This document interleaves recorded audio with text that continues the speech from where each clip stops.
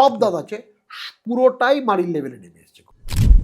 ব্রাক্সিজম বা দাঁতে দাঁত ঘষে রাত্রিরে, এটা কেন হয়?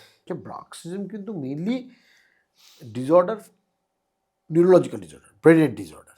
আগে যে বলতো পেটে কৃমি হলে করেলো। না না, পেটে কৃমি হলে কি করে করবে? কৃমির অত শক্তি নেই যে কৃমি পেটের থেকে উপরে দাঁত ঘষিয়ে দিতে পারবে, এরকম ভয়ঙ্কর। মানে আমি মানে এরকম এটা বলার মানে হচ্ছে আমি এভারেস্টের তলায় চকলেট বোম মেরে ওপরে এভারেস্টের উপরে হাইট কমিয়ে দেবো, এরকম টাইপের। এতটাও হয় না।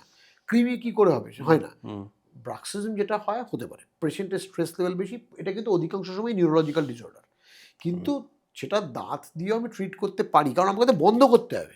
সেটার জন্য বিভিন্ন রকম ডিভাইস আছে, স্প্লিন্ট আছে, তার সঙ্গে হলিস্টিক থেরাপি আছে পেশেন্টের, যে স্ট্রেস লেভেল কী করে কমানো যায়। সো এটা কিন্তু একটা বড় প্যানোরামা, মানে শুধু একটা কিছু করেই কমবে না। এবং এরকমও দেখেছি যে দাঁতে দাঁতে ঘষে এরকম অবস্থা দাঁত ছোট হয়ে গেছে, সেক্ষেত্রে দাঁতকে আবার অরিজিনাল ফর্মে ফিরিয়ে দিতে হবে, নইলে কিন্তু এই ঘষাটা ক্রমাগত করতে করতে আমি এরকম সিচুয়েশন দেখেছি সব দাঁত আছে, পুরোটাই মারির লেভেলে নেমে